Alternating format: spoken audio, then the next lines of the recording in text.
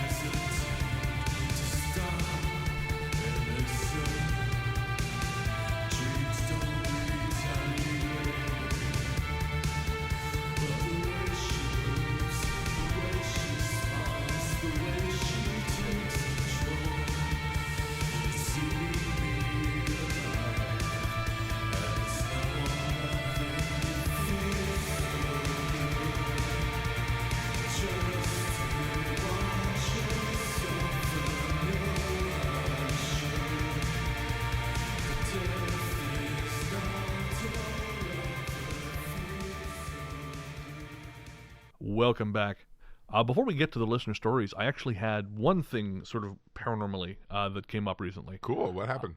I talked on the last episode about how my friend and I have had these mutual dreams Right. of Rebel Yeah. Scout. Yeah. So I decided to try a little bit of sort of remote viewing, kind of just to see if I could expand on that. It didn't get very far because I don't have a lot of information yet, you know, Right. and I was being too general. I Right. realize that now. I was sort of just going, you have to pick a spot. Right. You can't just do this place and see what happens. It doesn't work that way.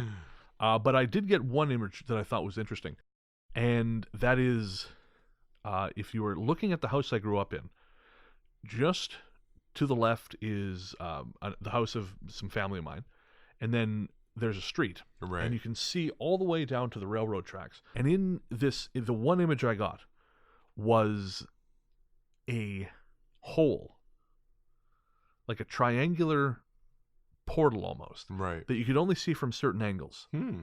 But where that is, if you look through it, it's like there's a house or a barn on the other side, but it's in shade. Oh, wow.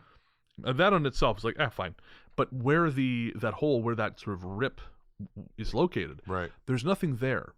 It's just sort of the train tracks and this little street behind them. Yeah. However, when I was a kid, I was obsessed with a house about 10 feet away from there. Oh, wow. A friend of mine used to babysit in this place, and we used to joke it was creepy. Right. And it was, because the fellow who had lived there before was quite religious. Right. And when he died, his family took everything down, but obviously where the crosses had been up on the walls for years, right. the wallpaper around it had worn. Yeah. So Yeah. there was these shiny crosses all over the house, Brr. which really in the dark would really catch the light from Right. coming from passing cars and such. Yikes.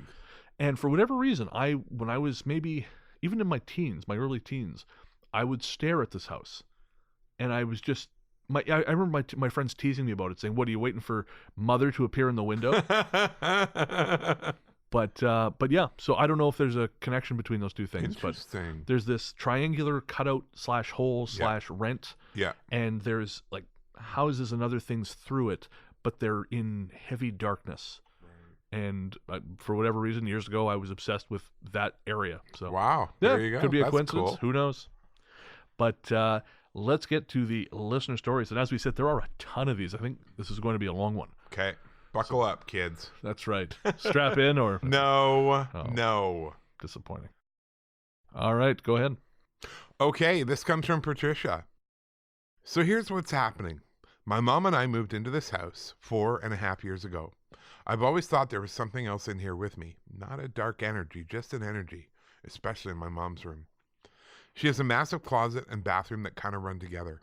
It's an unusual shape, and because of that has 16 corners in one small space.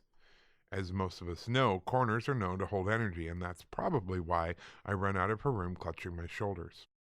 We keep the door to my mom's room closed to keep the cat out, but about a month or so ago I went to her room to get something and the cat followed me in. When I was done in her room, I just left the door open so he could come out on his own, which he did. And when he finally came into my room, I went to go and close my mom's door again. It was already closed. This spooked me worse than it should have. Later, I told my boyfriend about what happened, and he asked if I'd swept the house to make sure an actual person wasn't lurking around. I couldn't bring myself to leave my room, so he proceeded to come over and investigate. Nothing. As of 10 minutes ago, I got out of the shower, came back through Mom's room, and started a load of laundry. As I was standing in the kitchen rummaging around for whatever looked good, I heard knocking. Slow, steady, loud knocking from the right side of her room. The laundry room is connected to the left side, and the pipes run under the house as opposed to through the walls. Now I'm hiding in my room. That's terrifying when you spend months at a time home alone. Yeah, I wouldn't be okay with that either. Nope. I'd be Nope. looking at vacation rentals. Just Airbnb my house out. Lovely. No ghosts. No ghosts. No. Come to my haunted free home. With its many corners. My father's house has many corners. Bring your friends. That's right. Party's welcome. Yeah, that's what you want. I mean, yeah, I would stay there. I'd just fill it with other people. Yeah. Let them get it first. Well, I did that one time. I was home alone. This is back when I lived in Winnipeg. And I had 2 friends over, and we watched The Sixth Sense. Oh, yeah. And then we watched The Others. Oh, Jesus. And then it was like midnight, right. and they're getting ready to go. And I said, so, where are you guys sleeping? And they're like, what? And I said, well, you're not going home. I'm not being here by myself. And they're like, are you serious? I'm like, oh, 100%. You guys are staying here. So that's the night you kidnapped some people. That's interesting. Pretty much. Yeah, fair. I wouldn't say kidnapped as much as wouldn't unlock the doors. Borrowed permanently. I borrowed your liberty for the night. Yeah. Well, they gnawed through the ropes eventually and got out, so I guess it was all good. Oh, Jesus. We agreed we'd stop confessing to felonies on the show. Shoot. Okay, they never got out. Is that better? No. Moving on. Thank you so much, Patricia. That's pretty scary. I would love to hear what happened. Like, what did you do? Yeah, I mean, we had a question about saging. I mean, I don't know if that's always the best idea, because if you're not really sure what you're doing, I feel like you can piss the thing off even more. Yeah, I've heard that. I just finished watching a documentary that I was telling you about. Yes. And they had a priest come and clear the house. Okay. But they dreaded doing it because the activity always went through the roof after the priest left. Oh, right. Like really bad. So they just stopped doing that. Well, there was one of our listeners, and we won't say his name on air. He asked us not to, but he's in Pennsylvania. And Right. If you are out there, we haven't heard from you in a while. No. He had some real issues going on, and we told him not to sage because Yeah. we were concerned that would happen. Yeah. So if you're out there, man, let us know how it's going. Yeah, We're curious, because that was pretty hairy. Mm-hmm. All right, so this next story is from Nan. Hey guys, just finished the Black Dogs episode and wanted to share this story told to me by one of my BFFs who I will refer to as R. She is what you might call a sensitive and can often communicate with people who have passed, as well as sensing the presence of animal spirits. Since she is quite a logical and pragmatic person, these abilities are not trotted out for just anyone, rather she shares only with those close to her. This following story occurred about 5 years ago when she and another friend were walking in a marsh that is a local nature preserve. They had been walking for almost an hour when R sensed something behind them and turned to look. About 100 feet down the path, she saw a white dog about the size and shape of a skinny German shepherd. As soon as she spotted it, the dog stopped and she sat down. Since the marsh is about a mile from the dog park, R assumed this dog was on a walkabout, so she turned and they continued walking. She realized fairly quickly that the dog was following them, keeping pace about 10 yards back. She pulled out her phone to take a photo, and when she did, again, the dog sat down. As she took the photo, someone came from further down the path, and the dog bolted into the marsh. Thinking that was the end of it, R and friend took the next path toward the parking lot, which was away from where the dog had disappeared.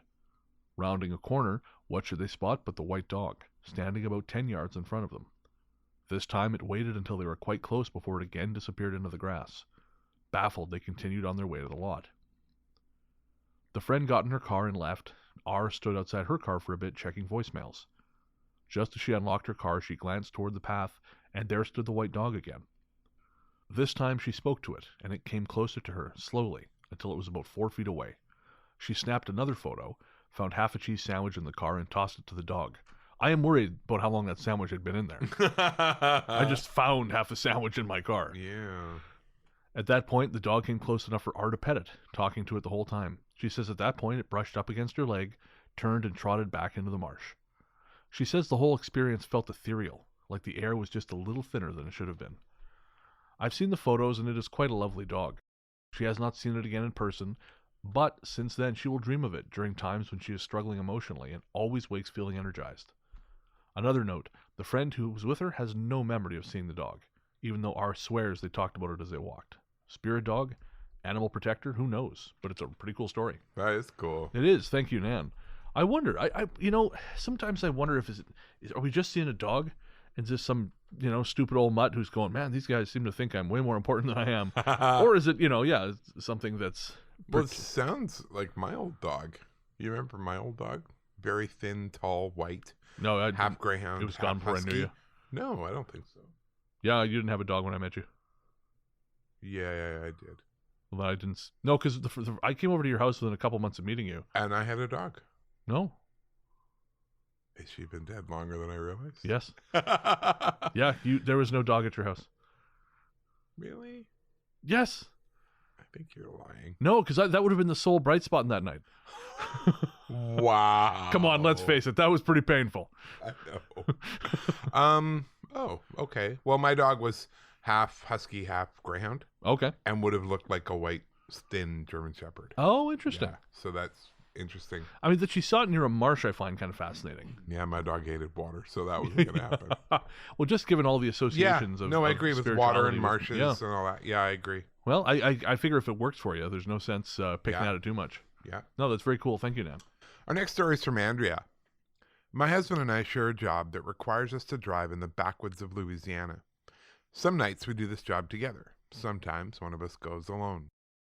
A couple of days ago, I was alone listening to the Black Dog episode. I was super sleepy because it was late at night, so I didn't finish the episode and played loud music instead. About 20 minutes later, I found myself driving down a road with a man-made lake on the left and a swampy area on the right. There were houseboats and a bar on the swampy side, so there was some land in the road. I was driving was raised up about a couple of feet. It was completely dark. My headlights were the only lights. I've driven this road hundreds of times. I've seen countless animals. Black bears, alligators, tons of deer, dogs, cats, armadillos, and possums. This night, on the swampy side of the road, I saw a strange creature. Large enough to be a bear, but too skinny, and way too big to be a regular dog. Its eyes glowed red in my headlights. It didn't give me any creepy vibes. It was just strange. After I passed it, I almost turned around to check, but I thought to myself, if it's a cryptid, a demon, or a black dog, what would I do? So I kept driving.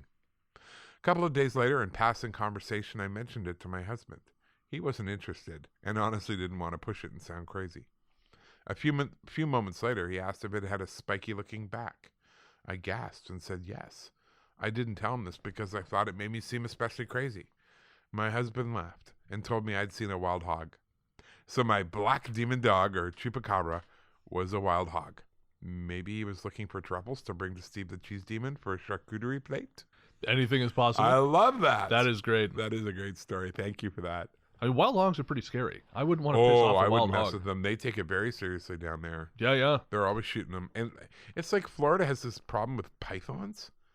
Like, stupid people have been releasing their pet pythons into the swamps to get rid of them. Oh. And now they're breeding, and they're taking Eee. over, and there's nothing to stop them. I saw some videos. I hate snakes. Really? Oh. You I spent don't so mind much time with them, spiders, I don't figured. mind rats, what? You spent so much time with them, I figured. I just, no, I can't stand them. They freak me right out. Interesting. Yeah. I was watching some video on Facebook. Some guy, probably was down in Louisiana, or Florida, something like that. Yeah. But this guy heard a noise in his wall. Right. So when he opened it up, it was a big fucking python. Can you imagine? No. Just wall that shit back up. Nope. I'd burn the house down. And be like, well, that's it. It's done. Kill it with fire. We're out. I quite like snakes. Oh, no. I can't do. I'm not big on spiders, but Don't care about spiders or rats or mice. They yeah, don't bother me at all. rats, But mice are snakes? fine. Nope.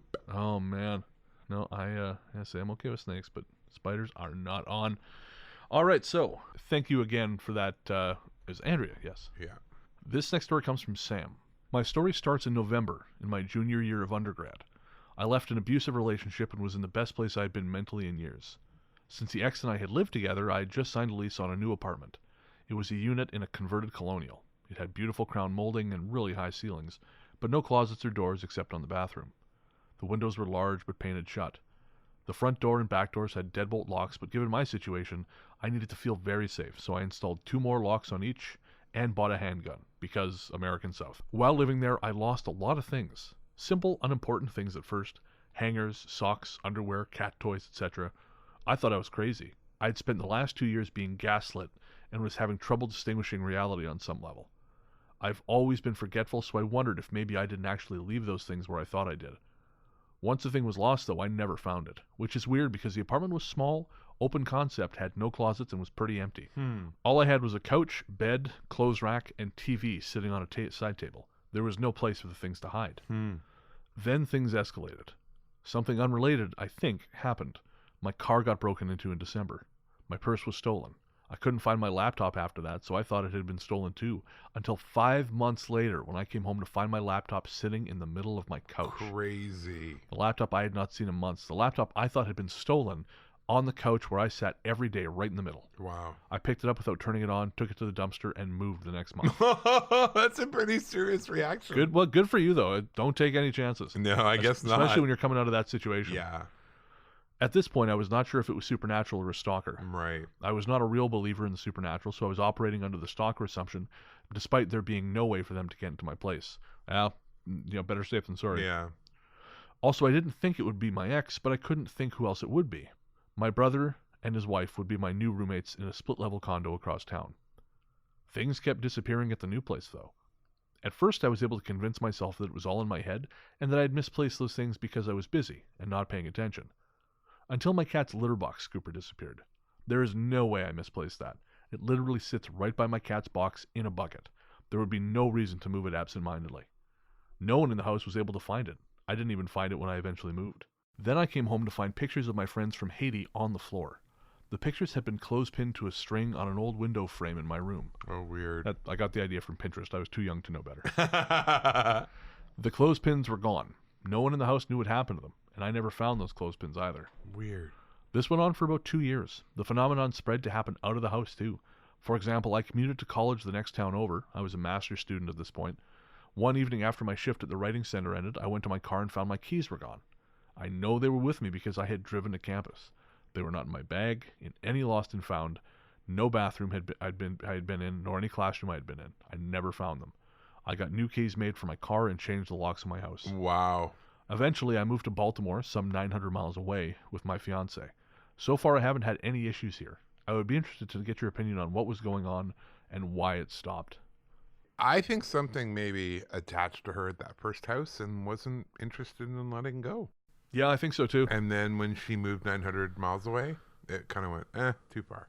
Well, I wonder too if sort of the stronger she got. Yes, I agree. The harder it became for it to wreak the havoc it I did. agree. Because, I mean, the keys thing is pretty extreme. That is And extreme. that almost seems like a real attempt to really needle somebody, to really kind of make a dent. Yeah. Yeah. And all she did was get new keys cut and fuck you. Yeah. That's awesome. Yeah, hats off to you, Sam, for just moving on with your life. Absolutely. I mean, I've been in an emotionally abusive relationship, and that is a difficult thing to get out of. Yeah. It's a difficult thing to convince yourself that this is what was going on. Yeah. And, so kudos to you. That is for sure. That is great.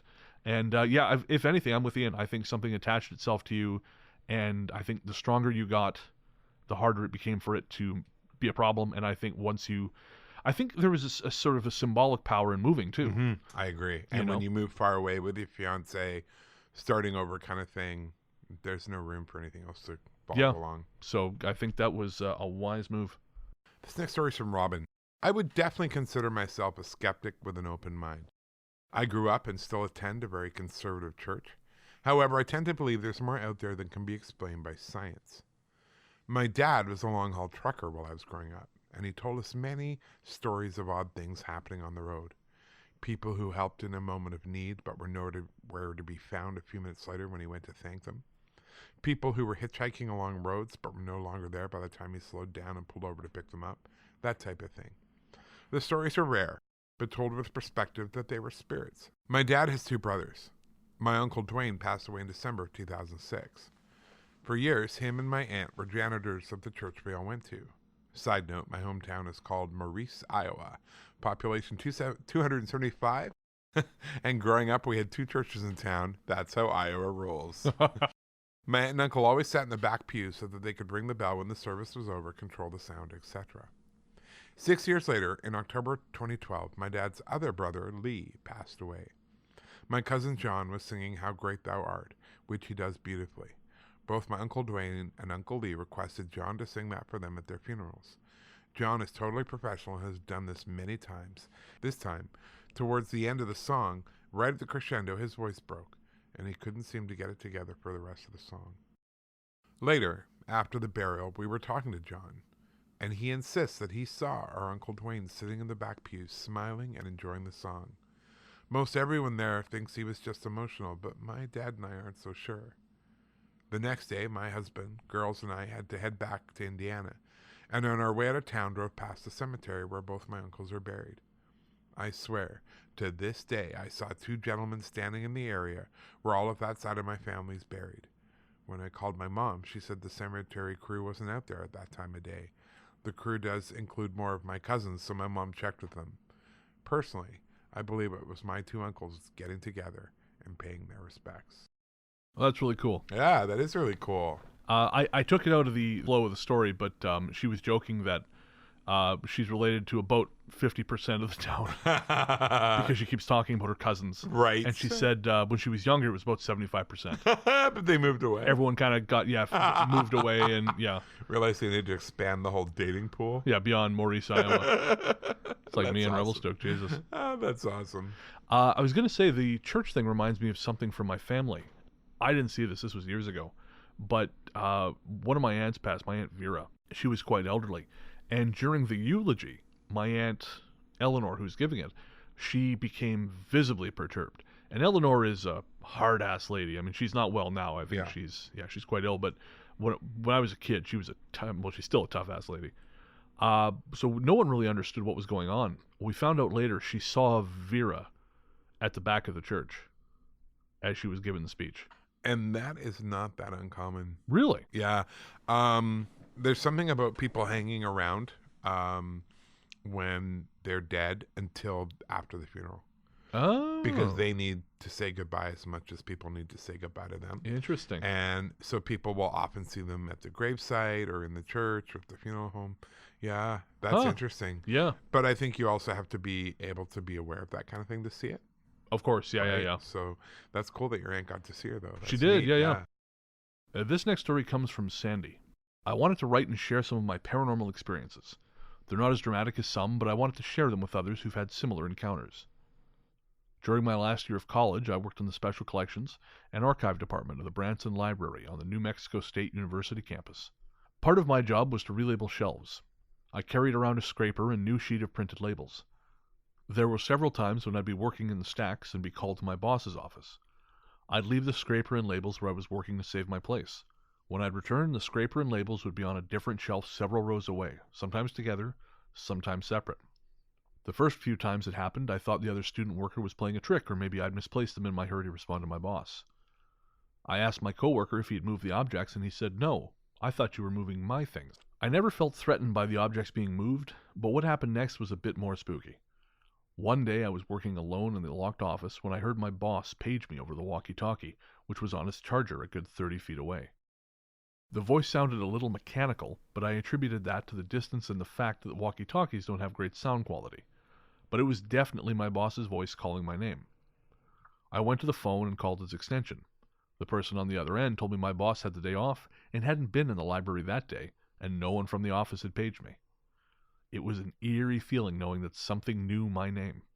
Happily, I graduated shortly after that incident and found a job off campus. And we've heard of that before, where they call your name. Oh, yeah. Do not answer. No. No good comes from that. When I was in my early 20s, I worked at a church daycare. It was a recession, and any job was better than no job. I think churches are creepy in general. Agreed. Mm-hmm. But this particular wing of the church was especially bad. It was built in the 1940s, and the energy was thick and heavy. There was a corner of the room where I worked, which could not be seen from the windows or from the Dutch doors. I always had this feeling that something bad had happened in that corner. The kids never played in that corner. These kids were 2-year-olds, so they didn't have a huge vocabulary, but several of them said a bad man or a monster was in the corner. I know kids make up stories, but in this instance, I believe they were seeing what I was sensing. One last thing about the church. When I'd open up in the mornings, I'd often hear my name being called, only this time it was a small child's voice. I don't know if the thing from the library followed me, if it was something new. These days, I try hard to block these things out. I will be just fine if I never hear another disembodied child's voice calling my name again. Wouldn't we all be just fine if that never happened? I live in fear of children calling my name at any time. I just don't want that. Hard pass. Yeah, no kidding. Holy man. Thank you for sending that in, Sandy. Again, the corners, though, right? Yeah, you know? I know. Things collect. And kids know. Next story is from Samuel. Although I now live in northeast Tennessee, I grew up in southeastern Louisiana, about an hour north of New Orleans. Both my dad and I have always had a bit of a sensitivity to the paranormal, or as my dad says, we've seen some shit. One episode always sticks out in my mind, even though it wasn't the flashiest of paranormal experiences. I was a junior in high school and doing research for a paper I was writing. Growing up in a small town, our library did not have all the resources I needed, so I had to head one town over for their library. It turns out that the library there was being remodeled, so it was temporarily residing in an old department store building downtown. Oh, these are bad news bears. Oh, yeah? I've heard bad things about old department stores. Really? In fact, Shannon Sin just told me when. Oh, When he really? was working at the Bay, yeah. Interesting. Yeah, Oh, it you'll was have to bad. tell me that. As soon as I walked through the door, I had the immediate sensation of wrongness. Not necessarily being watched, but a pervasive feeling of malevolence. I could almost literally feel it crawling over my skin. It was so strong that I actually became nauseated and had to find the restroom, which was in a back hallway storage area. Unfortunately, here, the feeling was even stronger. So strong that I abandoned my plans for the restroom, quickly gathered the books I needed, and got the hell out of there. That night, I was talking with my parents and mentioned my trip to the library, but did not mention my experience. At that time, my dad asked my mom if the library was still in the old Woolworths building. When she replied it was, he leaned forward, looked me in the eye, and said, "Did you feel it?" He said that when it was still a store, he had gone there at one point and had had the exact same experience the second he'd walked into the building. That had been almost 16 years prior. I was never able to figure out the history behind the building and never really asked anyone if they had a similar experience, as I was worried I'd seem crazy. All I do know is that it has been 21 years, and I can still remember exactly what it felt like in that building.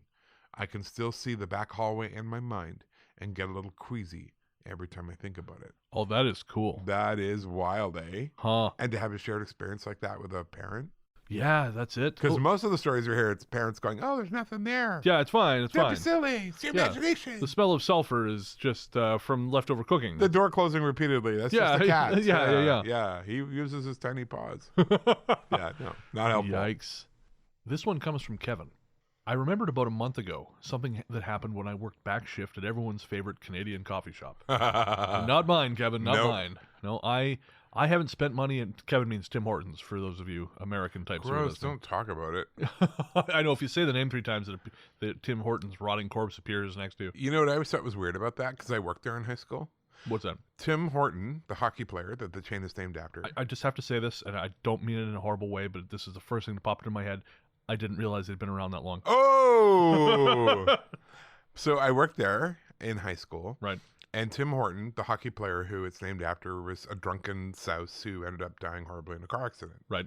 Don't you think it's weird that he died horribly in a violent car accident and they named the donut holes Tim Bits? Oh, that had never occurred to me. Oh, it occurred to me in high school. That's how fucking dark I was. But I always thought that was so creepy and weird.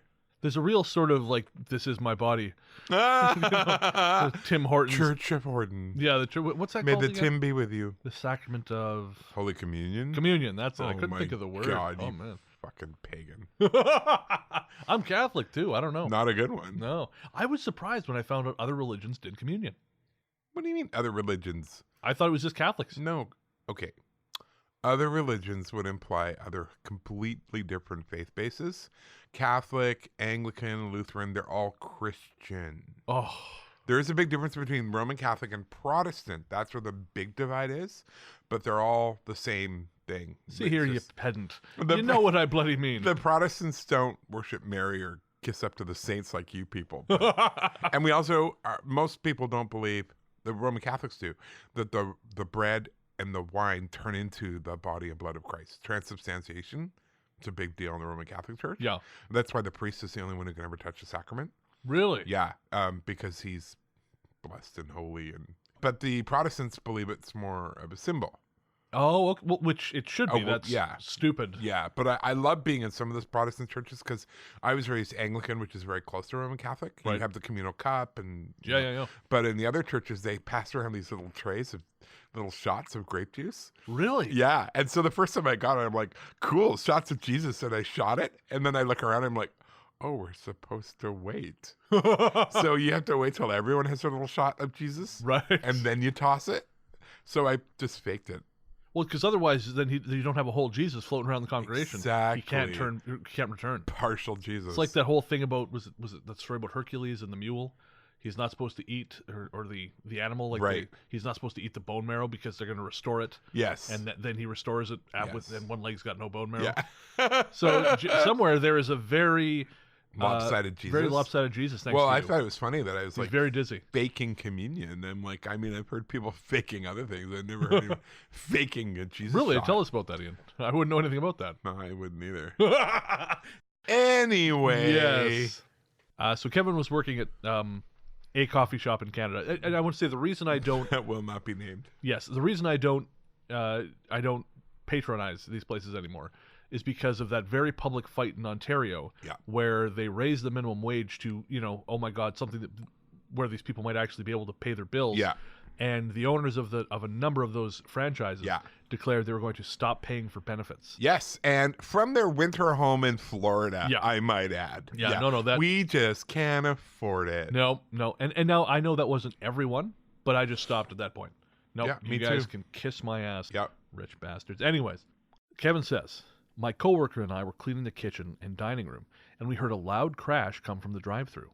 Now, neither of us were anywhere near there, and the window was locked. So we start running out to see what happened.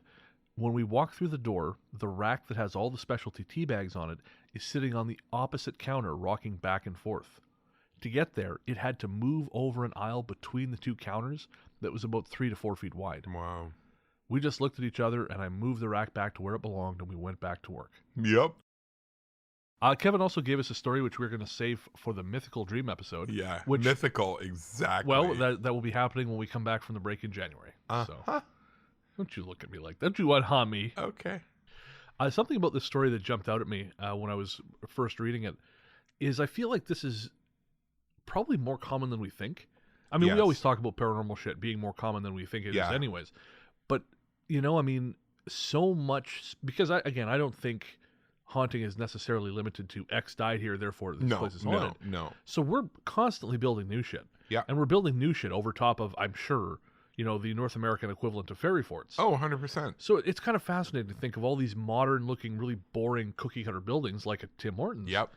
That have this sort of old time energy that we attribute to castles and creepy old houses. And the Tim Hortons I worked at, I did a couple graveyard shifts, and the energy in the front of the store absolutely changed. Really? Once we got around midnight, 1 o'clock in the morning. Fascinating. Yeah, I did not care for it. I stayed in the back and just silently made muffins. Yeah, I don't blame you. But I feel like we just don't think about it like that. No. We think of, again, 3 a.m. the haunting. It's always in the creepy old house. In the middle of the woods. Yeah. Not the Arby's on Route 9. That's it, Yeah, but it's just as likely to have these problems. Absolutely. Huh. Well, thank you so much, Kevin. And we will share the other story on the Mythical Dream episode coming your way in January, despite what Ian says, because he's an asshole.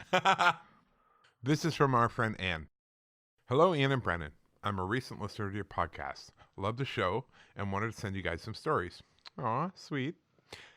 I have almost no one in my life interested in the other, and your podcast makes me feel much less alone. That's really cool. That is cool. Thank you for saying it. I'm glad that we can perform that function for you. Absolutely. My name is Anne. I'll be 26 shortly. I live in Penticton, BC. I was raised a Jehovah's Witness, and they have an unwritten set of agreed-upon rules about demons, truly believing they walk among us, but I was never much for that. As I grew up, God/Jehovah became more of a way to personify ideals than an actual being, and I eventually left the faith completely at age 18. Good for you. Yeah, definitely. I moved out when I was 19 and worked part-time at Walmart as a cashier, but the cost of living meant I had to start doing my own housekeeping contracts as well. James, a bachelor in his mid-50s who was a workaholic, was my primary contact. I would come by every 2 weeks or so and tidy up, with an extra stop if his mother was going to be in town. He was never home when I would come to clean, but he'd always leave me a note, the money for cleaning, and a Coke in the fridge. His suite was a basement suite, in a cute house built in the 80s. Down 15 steps, it was truly in-ground, with only 2 small slivers for windows, making the place permanently dim. He didn't care for decorating, so it was a dull collection of oversized gray furniture, neutral walls and linens, and his large TV, the only point of interest. This is a bachelor. Yeah, I was going to say, this sounds like a dude's house. We have confirmation. Yeah. The landlady upstairs had a medium-sized dog named Axel. Animals and I have always gotten along. I like them more than people. However, on this particular visit, Axel was in the backyard and charged me once I was to the gate. His hackle was up, and he snapped at me. I yelled for the landlady to come and get him, as he was scaring me, keeping my large purse between him and myself. She tried to drag him inside, but once they were at the steps, he freaked out, and once free, ran to the back of the yard to growl at me from behind the shed. Apologizing for her dog's behavior, she let me into the house, and I proceeded as normal. I put my headphones on, started the laundry, read James's note, and got to scrubbing the dishes. I couldn't shake the feeling of wanting to cry. I kept dismissing it as just an overreaction to Axel. The dog had always been friendly, and it really bothered me. As I was in my own head and scrubbing pots, I saw something blue out of the corner of my eye. There is no color in this suite, anywhere. Shaking my head and telling myself I was being silly, I put on Mika to try and reclaim my good mood. I went to do the bathroom next. Mika would do that. You ever heard his stuff? I love Mika. I thought you might. So fun. I could only scrub for about 2 minutes at a time without stopping to check the doorway. After leaving the kitchen, the feeling of another person being there would not leave. I went upstairs and the landlady had left, so I was the only person in the entire house. I went back downstairs and locked his door behind me and resumed scrubbing the shower. As I stood up to go and clean the toilet, I saw blue in the corner of my eye again. I know there is nothing blue in this house. Even the Windex, the only color around, is orange. At this point, the hair on the back of my neck would not settle down. My chest felt tight, and I'm getting angry with myself for letting my imagination get away from me. I kept my head down and didn't look up as I finished the bathroom. Next, I went to make the bed with new sheets. To make the bed, I had to stand in the furthest corner away from the door. The wall opposite me was a giant mirror on top of an old dresser. I made the bed, looking only at the sheets, and I saw blue again beside me. I looked to the wall, and in the absolute corner, finally looking at the blue, and it's a little boy in a blue sweater. He wasn't looking at me. He was looking at the ceiling. Insane emotions slammed through me. Deep sadness, loneliness, horror, disbelief, and more than anything, an incredible sense of being unwelcome. I ran out of the house as fast as I could, smashing my shit on the bed frame and leaving my purse. Once outside in the sunshine, I dropped to the ground and sobbed so hard I couldn't breathe. I felt wrung out. Once I could stand again, I locked the back door at the top of the stairs and tried to figure out what to do. I couldn't leave. I needed my purse, and I had to finish the job. I needed the money, but there was no way I could go back in there. I did what every scared kid does. I called my mom. She answered, and I tried to tell her what was going on, but I couldn't. I was an incoherent mess. I managed to let her know where I was, and she came immediately. I got into her car and started crying again, talking slowly to try and keep myself together. Her first question was whether I was on drugs, and if I'd been sleeping enough. No drugs for me, and yes, lots of sleep.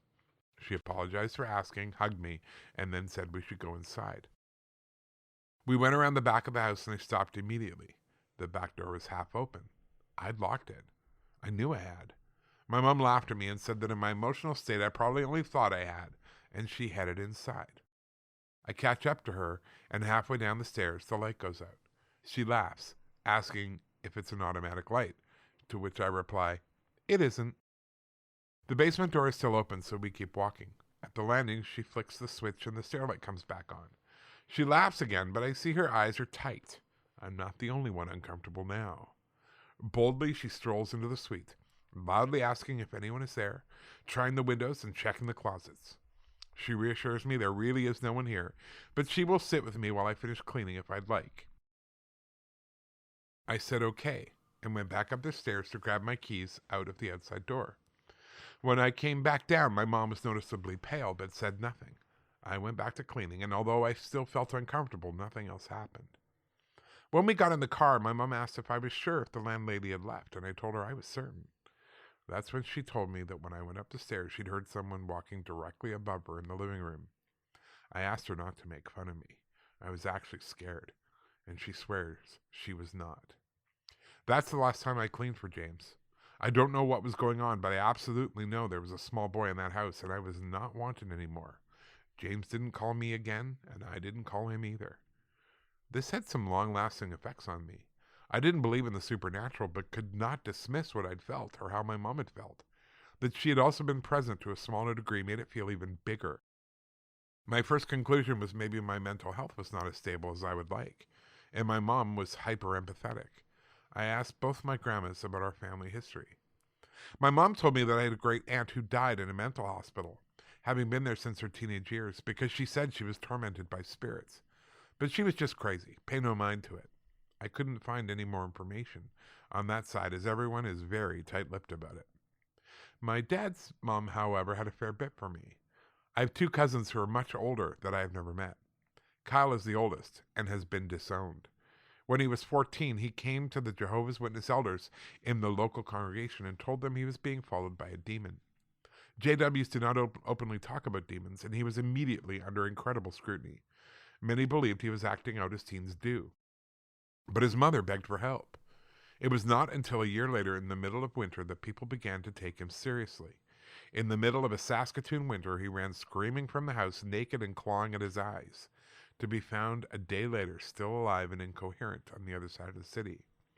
My other cousin, Rita, had a stroke at the age of 20, and the person who was there after openly said they were someone else. Both have been diagnosed as schizophrenic now, but she doesn't believe it. Kyle, who I've talked to since, is completely better and works with mentally troubled youth. I told him my story, and he told me I should start seeing someone now before things progress. Better safe than sorry. My cousin Rita is beyond uncivil when I tried to talk to her. She now lives in isolation in Manitoba. My grandmother also had a story about me. My parents had a rough patch when my twin sister and I were 4.5 and my baby brother was 2. We came to live with my grandmother in Edmonton for 6 months. As a Jehovah's Witness, she had people she went to talk to about God, and there was one specific lady named Bunny who wanted to talk often. My grandma used to bring my sister and I with her, and beforehand she told us to, under any circumstances, don't take any gifts from Bunny. She's nice, she's kind, she will have things to give you. You must not take them. Say thank you, but no thank you. Grandma said she went to the washroom, and when she came back, my sister was giving Bunny back a little wooden toucan on a swing, and I was holding a glass music box. She said she made me give the music box back too, but I didn't want to. Later that evening, she tells me I had the music box in my room and must have snuck it back.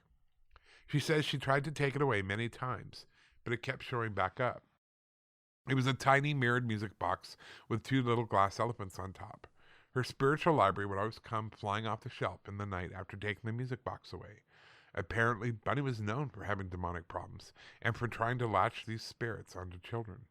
Since my grandma clearly believed this, I don't understand why she brought us to that house. That is a great question. That is a good question. Yeah. I don't remember any of this, but I do remember the music box.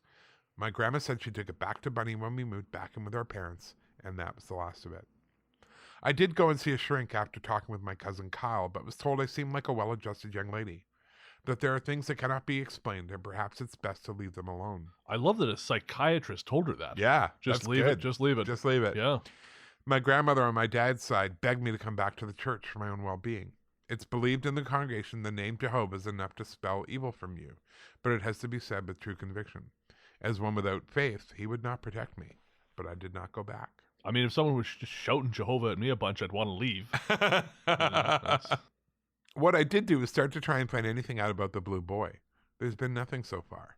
I was excited about the Shadow People episode, but that doesn't really fit either. I started watching scary movies and looking into what they were based on, looking for events with ring of truth. The used bookstore and library have also been interesting, but everything sounds so fake. I know my own stories probably sound fake to others, but I know how I felt, and I have never run into it a second time. I get what she's saying, and I think I talked about this at that reading at Russell Books, that until you live in a haunted house, you do not have the same appreciation for people who've done it. Oh, no, not at all. And people would tell me haunted house stories, and I'd be like, oh, that's really interesting. But you don't get it. And then when you live through it, you're like, oh. Oh, yeah. So her story rings very true to me because there's nothing in there that seems completely whacked out. No, this all seems wholly possible. Yeah. I mean, the emotions, the little boy being there, yep. It all makes sense to me. I find it interesting he didn't call her again. I almost wonder if there was some sort of subtle influence putting there. Whatever's in the house, he'd been there long enough that I'm sure these things were just whispering in his ear. Well, the other thing, too, is perhaps that, she cleaned the house and left, and then the spirit just made a mess. And so he came back and went, oh, she didn't do a very good job. Oh, maybe. Like, look at the mess she left. You think you'd ask, though, right? You think you'd say, hey, No, I wouldn't. Really? No. I'd be like, oh, well, I'm not calling her back. Interesting. I had a cleaning lady who broke something like every time she was there. Really? Yeah, and after the 4th time, she got in touch. She texted me. She's like, oh, do you want me to come this week? I'm like, no, we're good. Huh. That was it. That's how I fired the help. Classy. What did she break? Like everything. She broke a vase. She broke one of our dishes. She Really? smashed the clock. It knocked it off while she was dusting. Jesus. She was... This is extreme dusting? We were both working. We had international students who just wanted the fucking house cleaned. And did say that she was going to include some dream stuff, as she on occasion gets hyper-realistic odd dreams. If you're still out there, we would love to see them. This one comes from Donna. I'm a new fan of the show and have a story I'd like to share of something that happened maybe 6 or 7 years ago. I live in the Kansas City area and at the time was a regular volunteer at a local animal shelter, working specifically with the cats. There were several other volunteers who worked the Friday night shift with me.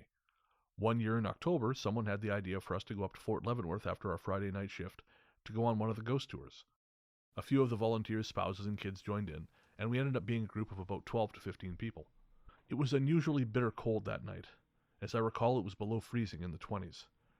Tours started about every hour or so, and our group arrived a little late, about 15 minutes or so after a tour had started. It was way too cold to wait around for the next tour group, so we instead found where the previous group was and just joined in, having missed the first stop or two. I'll just say a few words about the tour. If you live within the vicinity, you really should go check it out. It's a walking tour around the historic part of the base. Many of the buildings are beautiful and historic, and the ghost stories are told by personnel and residents who live and or work on the base. Many of them are military officers who recounted their own experiences. They also include, when they can, historic bits about the Fortin area, and sometimes, if known, how a particular story came to be. At the end of the tour, someone from our group asked our guide if they could direct us to the first stop we had missed, as we were late in joining. We went to the first stop we had missed, which was a residence. The speaker for that stop was standing outside the house. Since she was between groups, she agreed to give us her story, and we all went inside. We entered into the basement of the house. The way the place was built, in the back there was ground-level entry directly into the basement. I'm afraid I can't remember many of the specifics about her stories. I do remember that she was not a resident of the house, but a military officer on the base. The people who lived there were all out of town, and the house was empty. At one point, as she was recounting the strange occurrences that had been reported to have happened there, she said that some of them included the resident's cat. She said that apparently the ghost or whatever was there did not seem to like cats, because the cat would often get locked outside when it wasn't possible for someone else to have done this. She also explained that some of the other things that had happened to the cat would act scared, or like it was being chased, or it would be shut up in places and whatnot. We all had a good laugh and explained to her that we were all cat volunteers at the local animal shelter. Suddenly, this huge wooden door to a small empty storage room in the basement slammed shut, and I mean with force. It didn't slowly close or just drift close. There was great strength behind it. Yikes. And this wasn't just any modern door. This building was over 100 years old, probably around 120 to 150, and the door was built out of solid logwood. It was thick and heavy. We all jumped a foot. The tour guide wrapped it up pretty quickly after that. Yeah, I would too. Yeah, right? As we were leaving, someone asked her why, since it was so cold outside, she had been waiting between tour groups outside in the cold instead of in the warmth of the basement. She said she'd done that at first, but then had started hearing a voice call her name. Remember, she was alone in the house. Oh, not cool. Yeah, no, I'm outside too. Yep. Of course, a skeptic would say that this was all for show, a scripted event that was meant to put a scare into tourists, and we'll never really know with 100% certainty that's not true. However, nothing remotely like that had occurred at any of the other stops, and the storyteller seemed genuinely surprised and frightened when the door slammed. It's kind of like when Shannon and I were at the Honda Museum, Yeah. and the guests seemed genuinely surprised that the thing had said my name. Yeah, and when I've done ghost tours and something's happened, you just need to look at the face of course, whoever's yeah. guiding you around, because you can't cover that up. No. And if you know it's coming, it's awfully hard to fake that convincingly. So Yeah, that's it. I get it. So she says, I have a few other things that have happened to me. Several of them involve a special connection I seem to have with my dad. If you're interested, I may send those to you when I have a chance. Please do. Yeah. That would be great. Absolutely. Again, we love these stories. We just learned so much from you guys. Yeah, absolutely. So thank you so much. This one's from Allison. I love your show. I'm from Edmonton. Boo. And even though I just heard that one of you isn't a fan, you should go back and check out the abandoned hospital in Westmount, the Charles Camsell. It's right in the middle of a residential area, but it's been shut down and condemned for years. Anyway, I just listened to the show about shadow people, and it reminded me of something that happened when I was a kid. I lived in this one house until I was about 10. The basement was big, and the stairs came down from the floor above, right in the middle. This left us with a big place to play, but also a hallway around the back that led to some bedrooms. The basement was mostly well lit, but in the little hallway there were no lights. I hated walking in there, and would always run. I never saw anything, but I did always have this feeling that there was this thing there. It was man-shaped and completely black, and felt like it was always just out of my sight. Like I would feel that it was behind me, but I could never turn around fast enough to see it. if I turned around to where I thought it would be behind me on the other side. I'm not sure if that's the kind of thing you mean by shadow people. As all your stories mention them actually being seen? I don't know. I just thought it was creepy. Oh, that's creepy. Well, and I think you did see it in a way. You knew it was man-shaped and completely black, and you felt it, like you saw it in your mind's eye. Yeah, that's it. Close enough. Oh, yeah. Yeah. I mean, that's better than actually seeing them, for Christ's sakes. Absolutely. Good Lord. No, you don't want to see those things. This one comes from Jacob. Hi, my name is Jacob, and I'm from Iowa. I've only had a handful of... Is this not the second one we've had from Iowa today? Yeah, I think so. Yeah, because the other one was from Maurice, Iowa. Yeah, that's right. Anyways, yes, it's pretty cool. I've never been to Iowa. When I was in Minnesota at that wedding, we were going to drive southeast far enough just so we could say we crossed into Iowa, but we didn't get that far. Yeah, you probably didn't miss much. Jeez, he started a war on a second front. Iowa and Edmonton. Well, they're probably pretty close. Well, yeah. I don't know. Iowa could be lovely. I've never been. No. One day. What's it known for? Corn? I think so. Idaho is potatoes. Iowa is corn. I think so. Yeah, that's literally all I know. And what's the ones with milk? Wisconsin, cheese. Yes. Yeah. I did laundry in Wisconsin once. Nice. That sounds about what you could do in Wisconsin. All right. Sorry, Jacob. Jacob says, I've only had a handful of ghostly paranormal type encounters, but a couple of them really stuck with me. For this first one, I was only 10 years old, and I was having a sleepover with a couple of my friends. We were about to fall asleep in our sleeping bags in the living room when the lights flickered a bit. I thought nothing of it and went back to sleep. No more than 2 hours later, I woke up to every single light in the upper level of my house flashing and flickering at random. Every light except one, and directly under that light, there was a tall black shadow of a man. Oh, not cool. Well, man with pretty big quotation marks, because he or it was tall, and it had thin limbs. Its arms and legs were too long, and it couldn't have been any bigger around than my wrists. I couldn't make out its face, but I could tell it was watching me. My brilliant 10-year-old self decided that I should just hide under my blanket, the greatest shield against anything paranormal. Yeah, that was a popular tool with me, too. Yep. When I peeped back out from under my blanket, the lights were still flickering, and it was nowhere to be seen until I looked down at the foot of my sleeping bag, and there it was, looming over me. No. I went straight back under the blanket, and eventually, after what seemed like hours, I managed to get to sleep. And in the morning, it was gone. My other shadow person experience is much less intense. At my old house, there was a forest behind it, and in front was a streetlight that partially lit up the tree line of the forest in back. Every night at about midnight, 5 to 7 shadows would walk out of the tree line, stand in a circle for ages, swaying from side to side. Then they would break the circle, form a line, and walk back into the forest. Yikes. Yeah, yikes is right. In the morning, there was no sign of them. That's my experience. Thank you for making the show. It makes my life a hell of a lot less boring. I don't know, man. Your life sounds pretty fucking interesting. Wow. And a circle. That is so ritualistic. I was just going to say, It sounds like some kind of ritual. Yeah. Wouldn't it be a bitch if you were a cultist of some kind and you started doing this as like a longevity thing? You know, we will do the circle dance and we will live forever. And but the pisser is it's you doing the circle dance forever? Yeah. That would suck. Just hanging out with a bunch of spectral hippies. Oh, man. And having to wait until midnight. Well, that's it. That's the only time to shine. Yeah, that's me. I'm fine. You Oh. get used to that part. Thank you for sharing that, Jacob. That is that's truly creepy. The blanket thing reminded me. One of the movies I watched on Shudder was called Hell House LLC. Okay. And it's a found footage film about this group of kids who, I say kids, young people, who put on a horror house every year before Halloween. Right. And they decide to do it in rural Pennsylvania. Right. Pennsylvania. Pennsylvania. Anyways, there's a scene where one of them is hiding under a blanket. Right. Scared the ever-loving fuck out of me. Really? I actually had to pause it and watch the rest of it in the morning. Wow. Yeah. To scare you? I was done. Bren taps.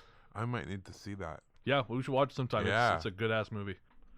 So this final story is from John. It is a really long one, so we're going to sort of trade off on it. Yeah. So this story is from John. It was January of 1998. My twin brother and I were 8 years old. My parents made the decision to purchase a new house across town. We lived in Manchester, Connecticut, a colonial area town located just outside of Hartford, which is about a 2-hour drive from New York City.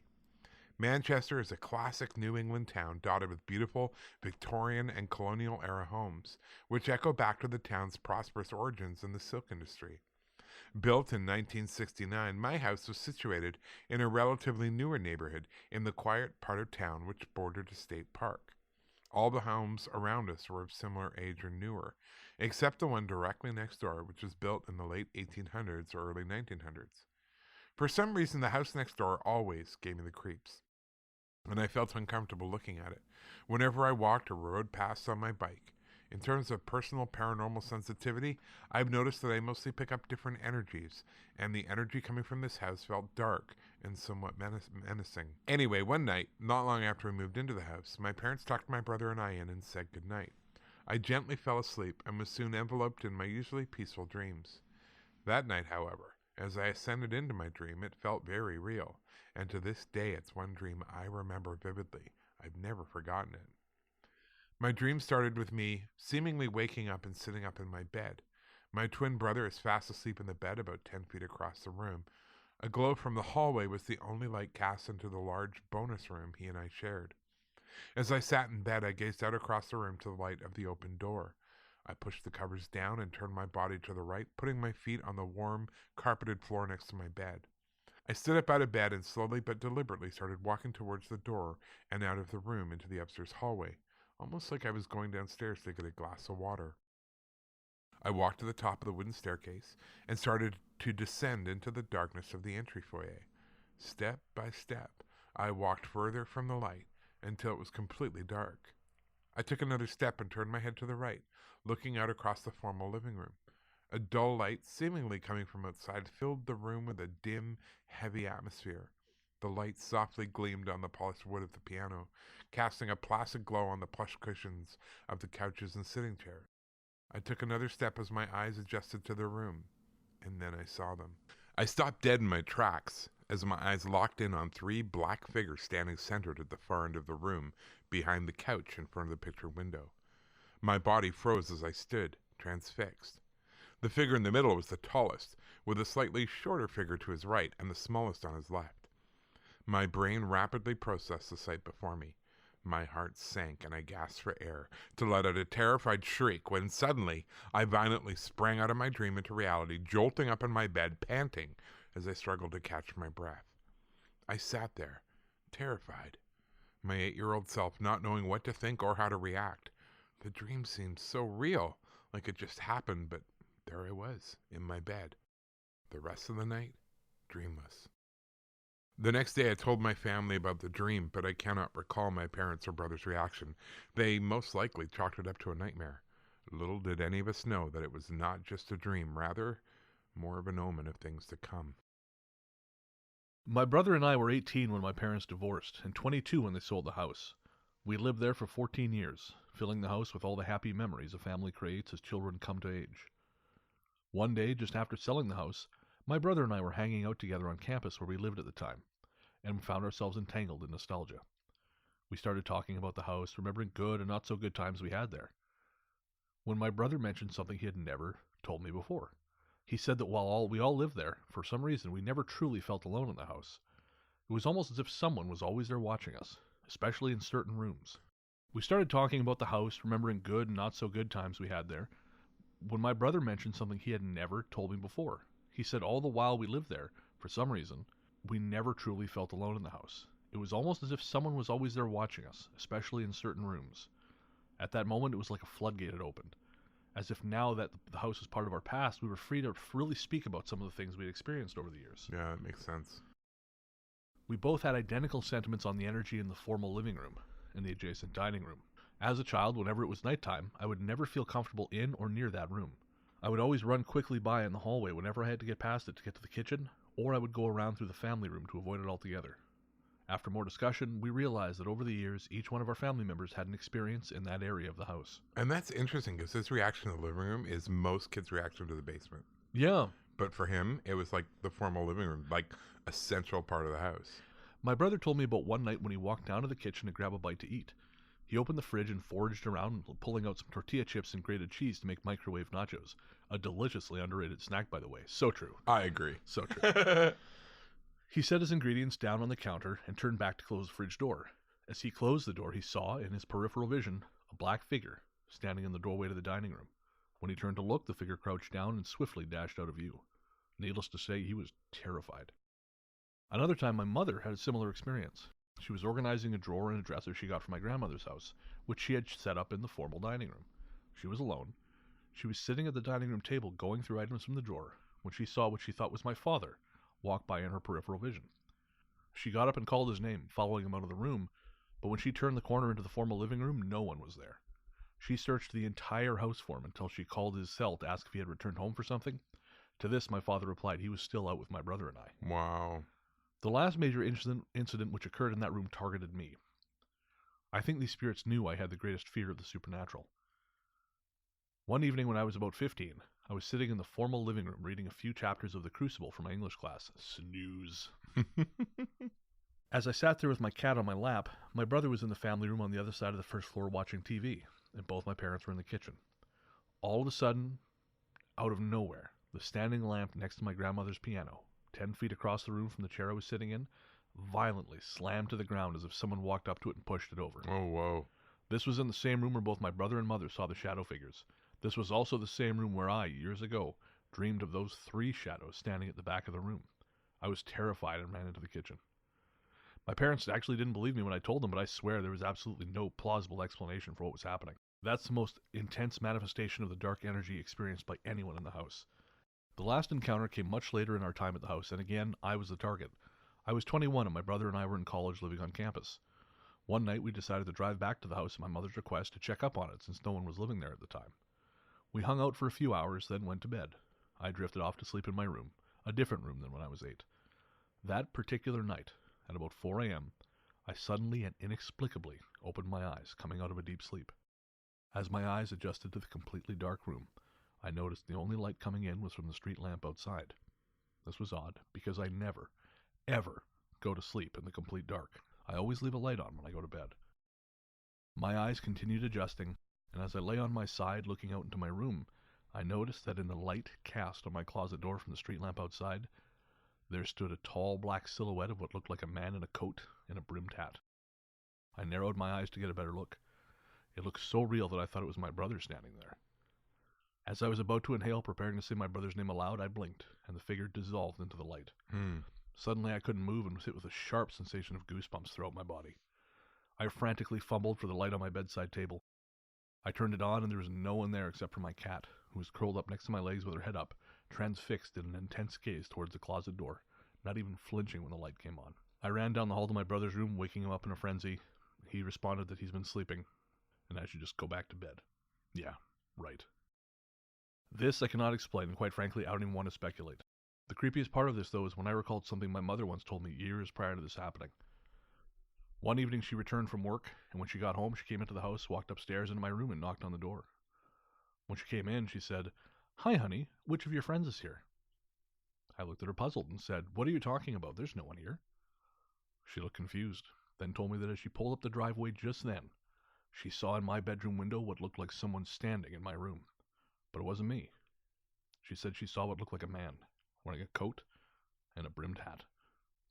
Good luck to whoever lives there now. Oh, man. That's a good story. That is a great story. And the fact that it happened over so many years. That's it. Yeah, it's just persistent. Oh, boy. Yeah. No. That is a great story. Thank you so much for that. Yeah. Man, no, again, I'm cool. glad you're out of there. All right. Well, that's the end of our listener stories for now. Thank you so much, everyone. We love doing this. And honestly, that was like a dent in the amount of stories we got. That was, wow. No, so as I said, we'll be sharing more of those in the new year. And if you have personal experiences, send them to us. We would love to hear them. Please. Ghoststoryguys@gmail.com is probably the best way to get a hold of us. Mm-hmm. And we will always respond to your messages. It might take us a few days because Ian handles email, and it's been busy. Yeah. But we will definitely get back to you, and we would very much like to hear your stories. Mm-hmm. All right, so we're going to take a little break, and then we're going to have some patron shout-outs and listener mail.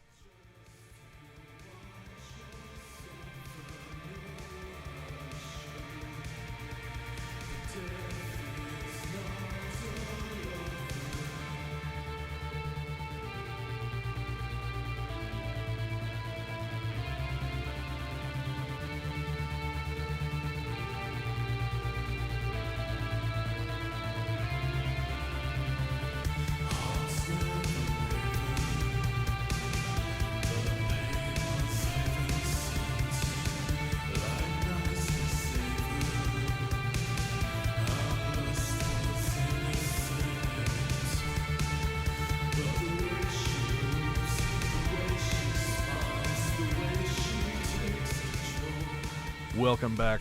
Thanks, as always, to our researchers Luke Greensmith and Anthony Germaine for their help on this episode. And obviously, this is listener stories, but they've been working in the background like animals. Yep. We've got a bunch of stuff coming up for this and the next year, and they are already on it. They're on it. Yeah, Yeah, we couldn't great. do this without them, so No. thank you guys. All right, speaking of people we couldn't do this without, I'd like to get to our patron shoutouts. Yeah. So we'd like to thank all our patrons, of course, but we'd especially like to thank our new patrons. They are... Okay, so the first one, we're arguing about how to pronounce this. It's Jennifer, I think it's Milne. And I think it's Jennifer Milne. So Jennifer, let us know which Please one of us tell is us, right. So because that- of course it's me. And I'm sorry you're from Edmonton, but I'm sure you're a good person. I hope deep she down. lies now, just to fuck with No, don't lie to me, please. You know I'm right. her. I'm from Alberta. We have a kinship. And I knew someone named Milne. Oh, well, there we go. Uh-huh. All right. Vivian Tong. Lisa Deer Castellanos. Rin Lemieux. And, Rin. Oh, it's Yeah. fantastic. Yeah, Rin's a regular listener of my radio show. Yeah. Oh, there you go. And Jaden Bowen, who just signed up today when we were doing this. Thank you, So, Jaden. yes, thank you everyone for signing up. We certainly Absolutely. appreciate it. You guys, this has literally been life-changing. Yeah. For us to have the Patreon Yeah. has been crazy. It's so much better. Oh, man. There are no words. No. If you want to become a patron, you can subscribe at patreon.com/GhostStoryGuys. So you can subscribe at $1, $5, and $10. Yeah. And everything from $5 up gets you access to our bonus episodes, or not bonus episodes, but our bonus material. Yeah. We do anywhere from 5 to sometimes 35-minute long bonus stuff. Rambles. Yeah, we're just talking about what we've been doing lately, television, all that kind of crap. I think the last one we had a particularly scarring conversation about condom use that I'm sure ruined the ears of everyone who listened. Oh, I hope no children hear this. Oh, yeah, I know. I think about that constantly. I know. So again, that's patreon.com/GhostStoryGuys. And at $5 and above too, you get access to our exclusive. You get a free exclusive patron-only sticker, Ghost Story Cool. Guys sticker. And Nice. I love those things. They're very Yeah, cool. They are very cool. Designed by the Canadian artist Wanda Fraser, Ah, who is there very you go. talented. Yes, she is. Speaking of very talented, I wanted to thank Sam Georgieff, who from Poor Dog Farms. Oh, the black dogs. The Black Dogs. Amazing. Check him out on Instagram at Poor Dog Farm. And he is a painter who painted several black dog portraits. Yeah. Inspired by our episode. Yeah, crazy talent. Incredible Crazy stuff. talent. I was just I told him, I said, I'm actually a little overwhelmed Yeah. that we could inspire something so beautiful and so That powerful. you could just end it with that we could inspire. Yeah, there's that. Yeah. That too. Well, it's like when anyone sends us, Catherine sent us the Ghost Force Yes. design, and Ruth has sent us... Daniel and Kiki. Exactly. Ruth has sent us a couple, there was one, the Slaves of the Cheese Demon. Yes. Shadowcat. And it's just fantastic. And of course, Wanda, when we first started, Wanda sent us those wonderful skull designs. Yeah, very so, cool. And all the people who've sent us drawings, and you guys just thank you for all your support in all its forms. And it doesn't even have to involve giving money. Just the fact that you listen. That's good too. Though. I mean, it helps. Don't get me wrong. But the fact that you listen, you send us email, you just Yeah. remind us you're out there and listening, man. It doesn't get better than that. No. So thank you so much, guys. We're going to do a little bit of listener mail. Our courteous and efficient staff is on call 24 hours a day to serve all your supernatural elimination needs. We're ready to believe you. We had a question from Sam asking if saging or smudging or otherwise cleansing your house can do more harm than good. Her and her husband are going through some stuff, and she asked about this. Mm-hmm. And we've responded to Sam separately, but I wanted to address this quickly, although we kind of did earlier in the show. Yeah.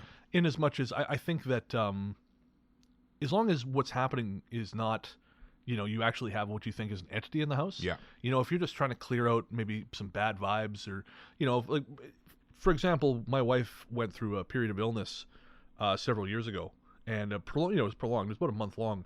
Once it was done, we smudged the whole house, and it felt so much better. Yeah, good. So if you're in a situation like that, do it. Go for Yeah, it. It's not going to do any harm. But I did say to Sam, make sure you smudge yourself first, right. and do it again after you're done. And do the same thing too if you have someone else living in the house with you. It helps to do them too. Whether they want it or not. So that's our answer. But again, we responded to Sam already. So we also had an email from Lindsay. And Lindsay, she's from Ontario. She shares a story with us. And she tells us quite an interesting story that we'll probably tell on a future episode. But she just wanted to say that she's working with a spiritual healer now. And she's working hard to cleanse her aura and surround herself with good energy. Mm-hmm. And that's great, Mhm. Lindsay. Definitely keep at it. We had a story from Jessica and Michael. The story Michael shared with us, again, we'll get to it on a future episode, but he is dealing with some presence in the house, and he's dealing, it sounds like, with some depression, and oftentimes this stuff, if you're close to it, and the thing you're close to is not a happy presence, it's not uncommon for depression to sort of come as a second to that. So he asked some questions. He said, is there a do-it-yourself way to detect a ghost? Any old school protection, ways to antagonize the presence, ways to ward or make it feel uncomfortable, recommendations on how I should deal with it. Now, I believe you responded to him separately. I did. If you scroll down, So I'll let you give your answers to these. Oh, I just said I don't think there's any solid way other than feelings, unless you see or hear something.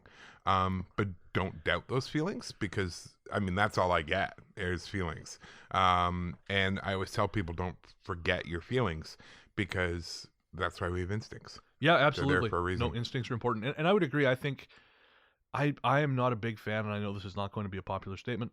I am not a big fan of things like EMF meters to detect ghosts or ghost boxes. I mean, I've seen now that they can work. Yeah. But I just don't think there's no concrete way to say yes ghost, B no, or no ghost. No, I don't think so either. So no, I'm very much with you. As for old school protection, I just talked about talking to it out loud, acknowledging it, asking it to leave you alone or go away. There's always smudging. The personal thing I do is the light, filling my space with light. The room, the bed, the hallway, the rest of the place. And then if you're going to go out and do investigations or whatever, they imagine a bubble of light around them. Yeah. People do, as protection. But yeah, I think that would be my old school protection. I don't know what else. The only other thing I could suggest, and this is, I was going to say this is a bit woo, but I guess given the subject matter, the whole show's a bit woo. We're a little through the looking glass there. There is a lot of commonality amongst old fairy tales of all cultures, the Jinn, the good, the Fae folk, about their aversion to iron. Oh, okay. And so it may help. When I worked in the old office, which was a real problem, especially when we were on the second floor, I went and purchased several pieces of magnetite, which have a very high iron content. Right. And I placed them above doors, above certain windows. Did that work? It actually helped for the office. When I was in my office, I had one over my door. Right. And I could, when outside was bad, I could feel it, but it couldn't get all the way in. Nice. I was aware of it. Yeah. But I feel like it couldn't come all the way in. Right. That's good. Yeah, and I feel like if I'd had it over the window as well, I might have had better luck, but I only had it over the door.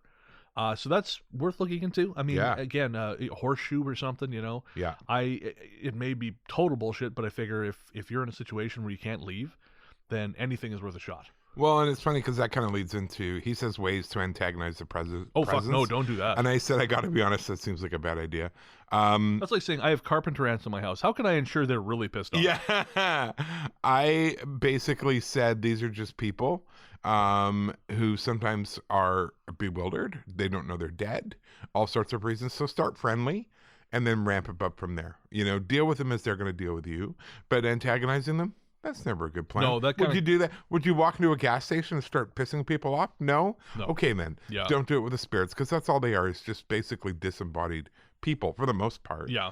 But just in terms of intention, that is the key. And I have always said that it's about intention, which is why so many different methods do work. Right. Because it's what you're going to be able to throw. Yeah, it's what you believe yourself. in. It's not the thing, it's that you believe in it. Yes. Yeah. And then recommendations on how I should deal with it. And I just said, you know what, check the history of the building, check the history of the land, right. What's been going on there. It'd be helpful to know. It might give you some clues as to what it is or what's happening. And then good luck. Yeah, I mean that's about the best we can do. We don't know what we're doing. No, we I mean, are not professionals. And here. I think it's important. I don't think there really is such a thing to a certain degree. Oh well, there is if you say you are. Apparently. Well, yeah, it's like being a a personal trainer or a social media expert. Yeah. Look in the mirror. I'm now this thing. Yeah, which is not a dig against personal trainers. No, I know not a at lot all. of you guys kick ass. Well, and some of them are very highly schooled. Absolutely, so. Some of them are very good. Some of them are full of shit. All right, so good luck, Mike, and let us know what happens, man. Lauren from Northern Ireland wrote in just to say thanks for including her stories in the Halloween special. She says hearing them read out loud made them seem less mad. And she said the link between my brain injury and murderous pedophile Fred West made me laugh. I thought I'd edited that out. Way to go, Brennan. I thought Way to go. I am so sorry, Lauren. I meant nothing by it, I assure you. And she says there's an interesting documentary on YouTube called The Fairy Faith in Search of Fairies. There's a particularly scary encounter described in it involving a man's shadow. I haven't seen that yet, but I will check that out. Yeah. I will say I was listening to Midnight in the Desert when Shannon was on there a couple nights ago, and she had Joshua Cutchin on. And Josh is kind of an interesting guy. He's written several books on the Fae. One of which is called The Trojan Feast. That was the first one. Right. And it's about the offering of food and drink. Mm-hmm. But his most recent one is about fairy abduction or child abduction. And no, I think he's on the right path as far as figuring some of this shit out. Yeah. But, and so yeah, check out his books if you're interested in fairy stuff. Check out Thieves in the Night, which is his newest book. We had a message from Mel. She said, just finished listening to the first most part of episode 44, Spooky Brennan Experiences. The part of the recent Revelstoke trip with risk-taking, lost time, uncharacteristic behavior, and strange noises struck me a lot like oppression. Hopefully it was just some bad potato wedges from 7-Eleven. I don't eat the 7-Eleven potato wedges. I love that her subject line is Revelstoke sounds scary as fuck. Yes, well, you're not wrong. All right, so we had a bunch of other stuff, but again, we sort of have to... We got a ton. We probably have more mail in a short period of time because of this Halloween episode than ever. Yes. Yeah. Yes. So thank you to everyone who wrote in. Yeah. Thank you to everyone who came to Ian's reading. Yeah. Sorry books. We haven't talked if about you that. Came and got turned away. I felt bad. Were people turned away? Repeatedly for the first half an hour of the reading. Oh, because they were capacity. Yeah. Interesting. Yeah. Oh, wow. Yeah. She was at the door. I didn't know it was happening. Now that you mentioned, I saw people leave. I sort of thought they were looking for something. They were coming down the stairs, and she was saying, "Sorry, we're full. Hit the bricks." So. If you came and you couldn't get in, I apologize. Yes, but thank you to those who did come. That was a lot of fun. It was fun. You guys did a great job. Yeah. And that's going to do it for listener mail for now. Yeah. Do we have anything coming up? Not really. No, I do have something I need help with, though. What is it? Well, I'm working on a new project involving the Greater Vancouver area. Right, of course. So if anyone has stories or know of people who work in buildings that perhaps have things going on, any kind of connection you can throw me that I can follow up on, or you have the story yourself, please help me out here. Send me an email. You can get a hold of me at theghoststoryguys@gmail.com and let me know if you have any stories, or you know of someone who has a story, or you have a friend who's worked in a place that definitely has some spiritual weirdness going on. I want to talk to you. So that's the Greater Vancouver area, and I am looking forward to hearing from you. So, yeah, that'd be great. Please. I really want to hear from you. Yes, and if any of you have ever dreamed about a serpent with many eyes, let me know. Or that. That's a whole other thing, though. All right. Want to thank our musical guest, Black Arcade, for their song. The song is Death is Not a Lover. You can find more of him at blackarcade.bandcamp.com or on all the major streaming services. I think he just dropped a whole bunch of new merch, so cool. Check that out. Speaking of musicians who you and I are huge fans of, Vampire Stepdad has a new album out. Oh, awesome. Yeah, it's all sort of Halloween-y kind of atmospheric stuff, but it's really good. Did you see the buttons I did. pushing Vampire Stepson? But they're only for Echo Synthetic. I was so bummed. I know. Same thing with the new tees. Really? He's got a new t-shirt, but they're all for the Echo Synthetic show. I know. I wanted to go to that so bad. One day. One day. I'd like to thank Peter of Podzontommusic for our fabulous theme song. You can find more from him at soundcloud.com/therealpodzontommusic or on any of the major streaming services. I guess that's going to do it. Mm-hmm. We'll be back in 2 weeks with our next episode, and until then, into the darkness we go.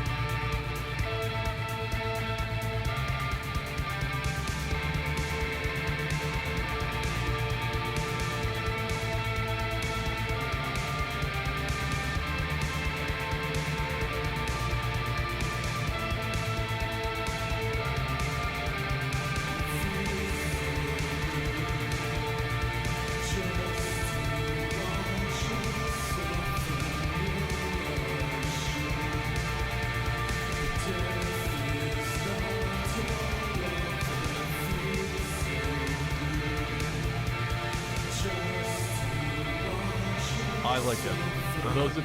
Of course you do. Their big annual summer festival is all about prostitutes. No wonder you like it. They have a prostitute festival? What's called Klondike Days, but that's the rid of it. That's the, see, you had me, then you lost me. I was hoping you wouldn't ask that question, so I'd sound like I knew what I was talking about. Well, it sounded impressive until you tried to explain it. I won't make that mistake Some again. skillful editing will fix that. Brennan is great.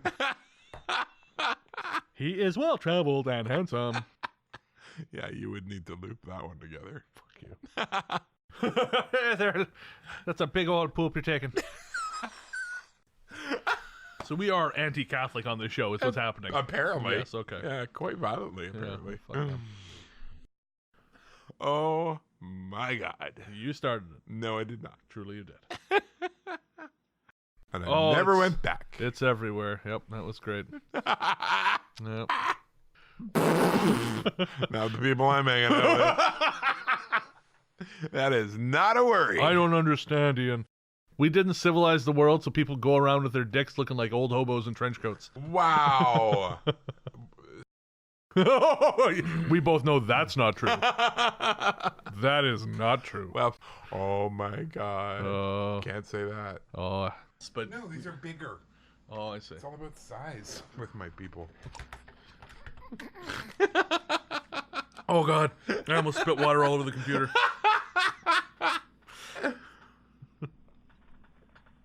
That's going in the outtakes.